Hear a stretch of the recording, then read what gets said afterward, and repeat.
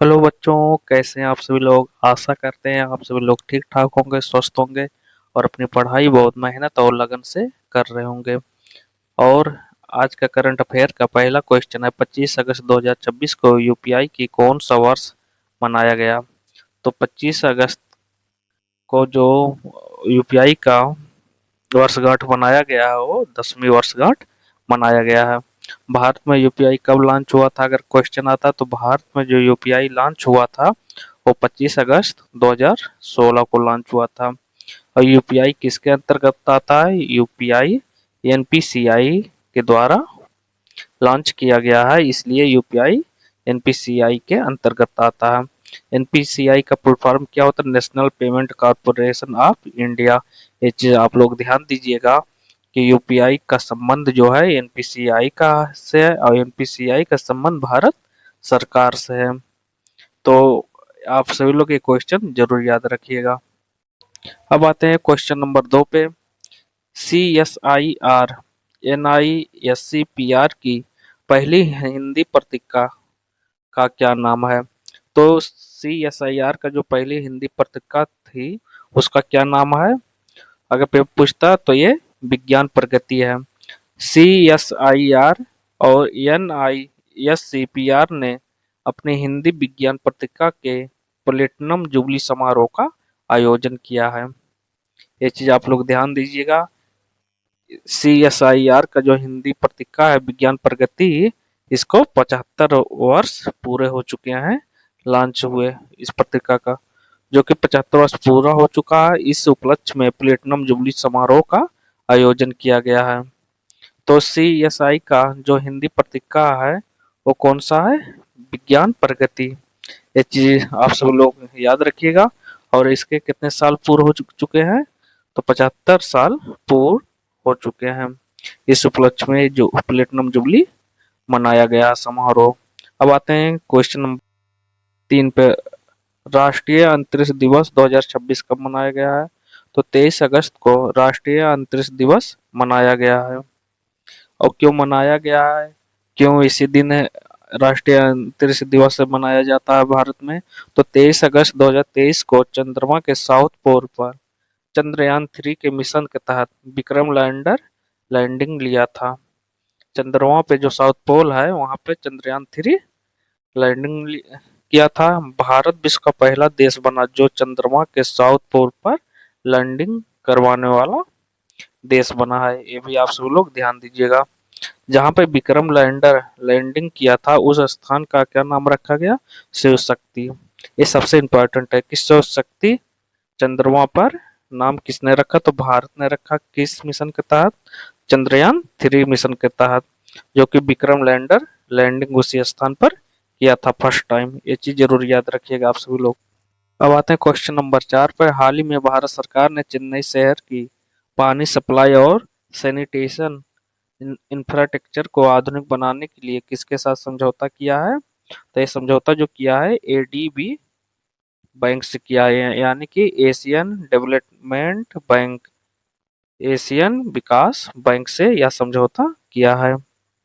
तो भारत सरकार ने चेन्नई शहर के पानी सप्लाई और सैनिटेशन इंफ्रास्ट्रक्चर को आधुनिक बनाने के लिए एडीबी से समझौता किया है। यह कितने मिलियन का समझौता हुआ है, ये 230 मिलियन धनराशि का समझौता हुआ है। ये चीज आप लोग ध्यान दीजिएगा। इससे क्या होगा, पानी की सप्लाई होगा, स्वच्छता होगी और आधुनिक इंफ्रास्ट्रक्चर वहां पर होगा, यानी कि विकास भी किया जाएगा। हर एक क्षेत्र में उसको आधुनिक बनाया जाएगा। ये चीज आप लोग ध्यान दीजिएगा। अब आते हैं क्वेश्चन नंबर 5 पे। क्वेश्चन नंबर 5 है, भारत सरकार ने तेल और गैस सहयोग पर G2G समझौता किस देश के साथ किया है। तो मॉरिशस के साथ किया है। मॉरिशस देश के साथ भारत सरकार ने G2G समझौता किया। G2G समझौता का मतलब ये होता है गवर्नमेंट टू गवर्नमेंट एग्रीमेंट होता है, यानी कि सरकार से सरकार के बीच समझौता हुआ है। इस समझौता के तहत ऊर्जा सहयोग में बढ़ावा मिलेगा, द्विपक्षीय संबंध होंगे और मजबूत भी होंगे रिश्ते, व्यापार और निवेश के नए अवसर मिलेंगे। ये चीज आप सब लोग ध्यान दीजिएगा। भारत और मॉरिशस के बीच में तेल और गैस के लिए समझौता किया गया है दोनों सरकारों के बीच में। अब आते हैं क्वेश्चन नंबर 6 पे। क्वेश्चन नंबर 6, नई स्मार्ट दवा RK-251 किसके विकल्प में पेश किया गया है? तो नई स्मार्ट दवा जो RK-251 है, ये किसके विकल्प पे पेश किया गया? कीमोथेरेपी के विकल्प पे ये पेश किया गया। और किसके माध्यम से इसको मान्यता मिला है RK-251 को? ये साइंस एंड टेक मिनिस्ट्री ने इसे मान्यता प्रदान की है। अगर पूछता है कि RK-251 को मान्यता प्रदान करने वाले कौन है, तो साइंस एंड टेक मिनिस्ट्री ने इसे मान्यता प्राप्त की है। यह एक कैंसर की दवा है। इससे स्वस्थ कोशिका पर कोई प्रभाव नहीं होगा RK-251 से। इसमें क्या होगा, जो जहाँ पर कोशिकाएं जो स्वस्थ नहीं है, सिर्फ वहीं पर ये चीज काम करेगा। स्वस्थ कोशिकाओं को कोई नुकसान नहीं मिलेगा और सुरक्षित रहेंगे और बेहतर प्रमाण और कम साइड इफेक्ट इससे हैं 251 से, RK-251 से। ये चीज आप लोग ध्यान दीजिएगा। इससे क्या होगा, यह एक नई क्रांतिकारी कैंसर की दवा है। लक्षित उपचार और सुरक्षित उपचार इसका मुख्य थीम है। RK-251 की एक कीमोथेरेपी के स्थान पर आया है। अब आते हैं क्वेश्चन नंबर 7 पे। क्वेश्चन नंबर 7 क्या है? हाल ही में महिलाओं के डिजिटल सशक्तिकरण को बढ़ावा देने के लिए यशोदा एआई पहल कहाँ शुरू किया गया है? तो यह पहल जो है, यशोदा एआई पहल जो है, जलंधर पंजाब में शुरू किया गया है। ये चीज आप लोग ध्यान दीजिएगा। इससे क्या होगा, राष्ट्रीय महिला आयोग द्वारा यशोदा एआई पहल का शुरू किया गया है। अगर क्वेश्चन में पूछता है ये पहल किसके माध्यम से, किस आयोग के माध्यम से शुरू किया गया, तो राष्ट्रीय महिला आयोग के द्वारा। राष्ट्रीय महिला आयोग की स्थापना कब हुई थी? तो ये 31 जनवरी 1992 में हुई थी। और इसका मुख्य उद्देश्य क्या है? महिलाओं को डिजिटल रूप से सशक्त बनाना और एआई का लाभ पहुंचाना इसका मेन उद्देश्य है। इसमें क्या होगा और इसके बारे में और जानते हैं। इससे महिलाओं के डिजिटल सशक्तिकरण की दिशा में एक नई क्रांतिकारी आएगी। एआई और डिजिटल तकनीक के प्रति जागरूकता होगा, कौशल विकास और प्रशिक्षण होगा, आत्मनिर्भरता और रोजगार के अवसर मिलेंगे, महिलाओं की भागीदारी और नेतृत्व को बढ़ावा मिलेगा। ये चीज है इसमें, ये चीज आप सभी लोग ध्यान दीजिए। उसके बाद आता है क्वेश्चन नंबर 8, परांगला दर्रा किसके बीच है? तो ये है हिमाचल और लद्दाख के बीच है। अपराजिता ला 2026 all India girls high altitude long track mission प्रारंभ हुआ है।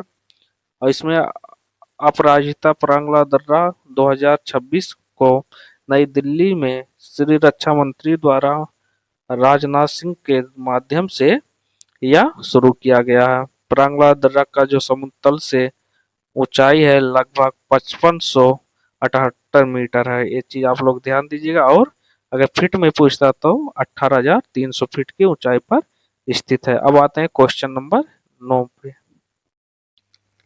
हाल ही में टेस्ट क्रिकेट में 100 छक्के लगाने वाले पहले भारतीय खिलाड़ी कौन बने हैं?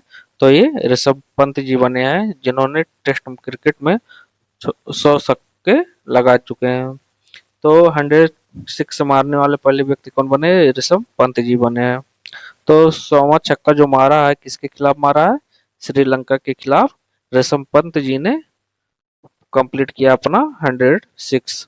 और ये विश्व के चौथे स्थान पे आ गए हैं कि ये टेस्ट क्रिकेट में मैच में इनका चौथा स्थान है, जिन्होंने अपना 100 छक्के कंप्लीट किए हैं। ये चीज आप लोग ध्यान दीजिएगा। तो पहले जो है ब्रेडेन मैकुलम है, और दूसरे कौन है? बेन स्टोक है, और तीसरे कौन है? एडमंड गिलक्रिस्ट है, और चौथे कौन है? ऋषभ पंत जी हैं। तो इन्होंने जो मारा है 76 पालियों में अपने 100 छक्के कंप्लीट किए हैं। ये चीज आप लोग ध्यान दीजिएगा। ऋषभ पंत जो है ये एक ऐतिहासिक उपलब्धि प्राप्त किए हैं, ये भी आप लोग ध्यान दीजिएगा। अब आते हैं हम सब क्वेश्चन नंबर 10 पे आज के। भारत में राष्ट्रीय सद्भावना दिवस का संबंध किस पूर्व प्रधानमंत्री से है? तो सद्भावना का जो संबंध है वो पूर्व प्रधानमंत्री राजीव गांधी जी से है। सद्भावना दिवस कब से मनाया जाता है? तो 20 अगस्त को मनाया जाता है 1992 से। ये चीज आप लोग ध्यान दीजिएगा। सद्भावना दिवस राष्ट्रीय एकता और सौहार्द और शांति को समर्पित है, ये भी आप सब लोग ध्यान दीजिएगा। और इन्हीं के शासन काल में जब ये प्रधानमंत्री थे राजीव गांधी जी, उस समय 61 नंबर का संविधान संशोधन हुआ था। 61वां संविधान संशोधन हुआ था, ये भी आप लोग ध्यान दीजिएगा। तो सद्भावना दिवस कब मनाया जाता है? 20 अगस्त को। और कब से चालू हुआ? 1992 से। तो 20 अगस्त 1992 से सद्भावना दिवस मनाया जाता है। वीडियो को आप सब लोग लाइक कमेंट शेयर जरूर कीजिएगा, चैनल को सब्सक्राइब कीजिएगा। सब्सक्राइब करने में सिर्फ बच्चों आप सभी का 6 सेकंड लगता है, इसलिए आप लोग सभी लोग चैनल को सब्सक्राइब कर लीजिएगा। और घर में सभी को दिखाइए वीडियो, साथ ही संगति को दिखाइए, अपने से छोटे बच्चों को दिखाइए, उनको भी नॉलेज होना चाहिए और आप सभी के लिए ये इम्पोर्टेंट है। थैंक यू, धन्यवाद।